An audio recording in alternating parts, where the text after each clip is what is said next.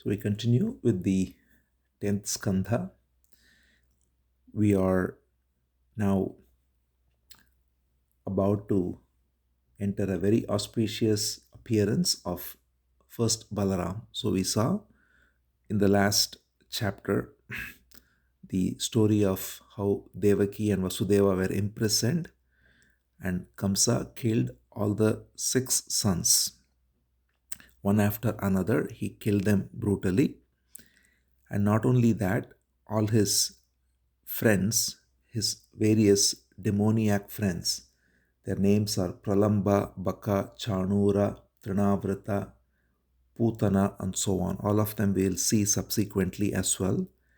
All of them were harassing everyone of the Yadu dynasty, because Narada came and indicated to them that Yadu dynasty is full of various divine beings who have come awaiting the arrival of Krishna. So many of the Yadu dynasty people started, in fact, fleeing because of the harassment of Kamsa and his demons, and a few remained there, and they, in fact, remained as if loyal to Kamsa, even though inwardly they were devoted to Krishna and awaiting his arrival. One of them being Akrura, the grand uncle of Krishna, and we will see him play a prominent role much later. He is inwardly devoted to Krishna, but he remains in Mathura loyal to Kamsa, and so on. When all this is going on, Bhagavan, as the time is ripe now, first tells Yogamaya. Yogamaya is the divine potency that makes everything happen. It is the energy that is both responsible for ignorance and for grace. It is she who deludes everyone into falsely identifying with the body and mind, but it is she who also reveals the grace by which that delusion goes away. So, Yogamaya is the mysterious force of Bhagavan, energy of Bhagavan that makes everything possible. So, here it says, Bhagavanapi Vishwatma Viditva Kamsajam Bhayam Yadunam Nija Nathanam Yogamayam Samadishat. So, he called Yogamaya at this moment and he says, Gachadevi Vrajam Badre Gopa Gobilar Ankatam Rohini Vasudevasya Bharya Aste Nanda Gokule. He says the first task he gives Yogamaya is, Devaki will now conceive, and it will be none other than my own Amsha Balaram. Ananta, you take that womb from Devaki and transfer it to Rohini. Rohini lives in Vraja. She is also a wife of Vasudeva. So he says, go and first transfer that, and then not only that, you be born as the daughter of Yashoda and Nanda.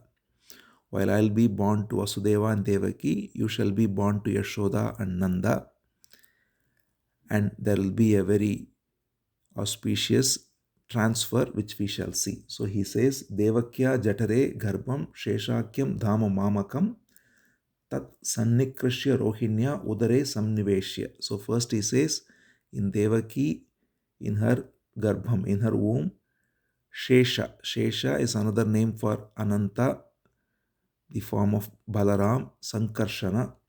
So he says, take that and transfer it to Rohini, and then Ata Aham Amsha Bhagena Devakya Putratam Shubhe Prapsyami Tvam Yashodayam Nandapatnyam Bhavishyasi. I will appear as the son of Yashoda and Devaki. You shall go and appear as the daughter of Nanda and Yashoda. And then here he says beautifully, by doing so and by executing this wonderful pastime, you shall be glorified in all of time through various names. And here very nicely we see the names that are given by Bhagavan himself of Yogamaya. He says, Namadheyani kurvanti stanani cha narabhuvi Durga iti Bhadrakali iti Vijaya Vaishnavi iti Kumuda, Chandika, Krishna, Mahadavi, Kanyaketi cha Maya, Narayani, Ishani, Sharada iti, Ambike iti. So all these wonderful names of the Divine Mother are given by Bhagavan himself in this very special two verses. He says, you will be honored by men through various names in various places of worship, and these are all the names he gives: Durga, Bhadrakali, Vaishnavi, Vijaya, Kumuda, Chandika, Narayani, Ishani, Sharada, and so on. So with all these names you shall be honored. So she is given the divine task of first handling the transfer of Balaram from Devaki to Rohini, and then being herself born as the daughter of Yashoda and Nanda. And then the reason for Balaram's name is also given. He says, Garbha Sankarshanat Tamvai Prahu Sankarshanam Bhuvi Rameti Lokaramanat Balam Balavadruchyat. So he says, because he will be drawn out of the womb of Devaki into the womb of Rohini, he will be called Sankarshana. Sankarshana means one who is drawn out. Because he is giving joy to everyone, he'll give joy to everyone, he'll be called as Rama. So we already saw Dasharati Rama, the son of Dasharatha, Raghukula Nandana Rama. Here also we have Rama. So when we say Rama, in fact there are three Ramas. There is Parashurama, there is Dasharatha Nandana Rama, and there is Balarama. So in the Dwapara Yuga, Rama is Balaram. And then Balam, Balavatshraya, because he is so powerful, mighty, he is also called Balabhadra, Balaram, and so on. So accordingly happens the most divine appearance of Balaram. So Balaram is conceived in Devaki, and everybody knows Devaki is pregnant with the seventh child. Devaki is both happy and sad because every time a child is born, she knows it's going to be taken away and killed by Kamsa.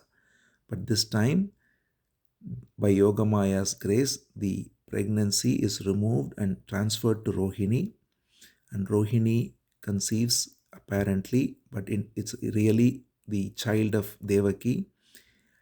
And everybody knows that Devaki has lost a child. So the news goes to Kamsa too, and that is considered the seventh child, which is indeed Balaram, who's born to Rohini.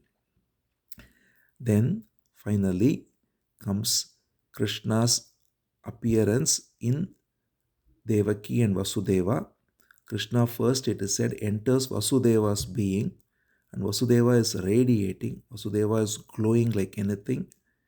And then he enters Devaki, and Devaki is again now so radiant that everybody, even in the prison cell, are reporting that there is something about Devaki which is extraordinary. She is radiating such glow, and she is having such divine resplendence around her. And everybody reports this to Kamsa, and Kamsa is now certain that this being the eighth child, and this is what is being prophesied, that this is going to be his nemesis, and Kamsa is consumed by it. It is said that Kamsa, he is not able to sleep a single day because he is awaiting the eighth child to be born, because he is sure that this is the child, and he is waiting to kill the eighth child as soon as it is born. He first even contemplates, I should just kill Devaki because she is pregnant with the eighth child, and this is going to be my nemesis. But then he says to himself, every time Vasudeva has given this child to me, I have killed the child, and this time also, as soon as the child is born, I can simply kill the child. There is no reason to kill Devaki. He tells himself that. But it is said that Kamsa is consumed by this thought, and in his own way, he is always remembering Krishna. Every moment, waking, sleeping, all the time, the fear of Krishna is constantly in his mind, and he is consumed by the thought of Krishna. So very interestingly, Narada had said already that anyone who is consumed by thought of Bhagavan, even if in this negative way, he is ultimately liberated. So Kamsa will be liberated but through this way of being negatively, fearfully, terrified, thinking of Krishna all the time, every single moment. And meanwhile, because Devaki is now carrying Bhagavan himself, Brahma and all the Devas come, headed by Brahma, and they offer a very beautiful prayer to Krishna, who is still not appeared, who is still in Devaki. And it's a very beautiful prayer. They say, Brahma says, in fact, he says, You are truth personified, you are truth itself, you are the truth of all three states, you are the womb of truth, you are the truth of all truths, your vision is true, you embody truth, I surrender unto you. The word truth is used so many times to signify that the very essence of Bhagavan is truth itself. He says, Satyavratam Satyaparam Trisatyam Satyasya Yonim Nihitam Cha Satye Satyasya Satyam Mritasatya Netram Satyatmakam Tuam Sharanam Prapannaha. Such a beautiful verse. Satyavratam, the one whose vow, one whose word is always true. Satyaparam, who is the transcendental truth. Trisatyam, he is the truth of all three. So, three can include the three states of waking, dream, and deep sleep. It also includes the truth behind the three gunas, sattva, rajas, and tamas. It is also the truth behind creation, sustenance, and dissolution. In every way, all three are all in the ground of truth, which is Bhagavan. Trisatyam, Satyasya Yonim, one who is the very womb of truth. Nihitam cha satye, who is truth itself, Satyasya Satyam, the truth of all truths. Mrita Satya Netram. So Rita means the very truth, which is the vision of Bhagavan. Satya Netram, Satyatmakam Tuam Sharanam Prapannaha. So Brahma says in this beautiful prayer, his surrender to Bhagavan, who is truth itself. So this is why when we pray to Bhagavan, when we surrender to Bhagavan, we are surrendering to the very truth of our own existence. There is nothing other than Bhagavan, the very truth of all that is outside and within. That which is rising within us is Bhagavan. That which is illuminating all our thoughts is Bhagavan. That which is energizing all our actions is Bhagavan. And that which is manifesting as all the five elements outside, all the sense objects is Bhagavan. Everything there is that is within and without is only Bhagavan, is the only truth. And that truth has taken a form and appeared in Devaki. So this is why Brahma gives this beautiful prayer, and he says in a very poetic way that you are the truth at all levels. He says you are the one ground of truth on which the tree of this universe is there with two fruits in the form of pleasure and pain, which has three roots in the form of the three gunas of sattva, rajas, and tamas, which has four kinds of sap, that is, four kinds of human pursuits, which is dharma, artha, kama, moksha, which has five branches or five senses of perception. It has six states: birth, existence, growth, ripeness, decay, and destruction. It has seven layers of barks. This tree he describes as seven layers of bark, which are the seven constituents of the body, and eight in the shape of five elements, along with mind, intellect, and ego, and nine hollows in the form of the nine apertures of the body. So, in this way, everything that there is, even from the numbers 1 through 9, signify only the presence of Bhagavan in various ways. And therefore, he says, O Arvindaksha, O one with the lotus eyes, we are only awaiting your arrival and make this whole world auspicious because of your divine arrival.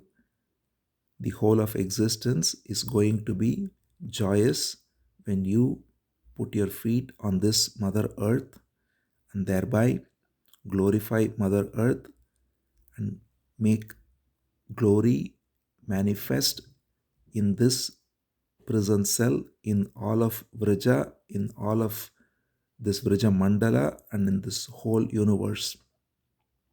And then he also offers a prayer to Devaki, saying, "O Mother, you are so blessed in that you are carrying the divine being himself, the Supreme Lord, who has chosen you as the mother through which to appear on this earth." And so he offers a beautiful prayer to Devaki as well and to Vasudeva. And then Brahma retreats. And after Brahma retreats, Devaki, now fully aware of this divine being in her, and Vasudeva too, are awaiting the arrival of Krishna. As we end this chapter, the beautiful arrival of Krishna we shall see tomorrow, the most auspicious Ashtami Tithi in which Krishna shall appear, we shall enter tomorrow.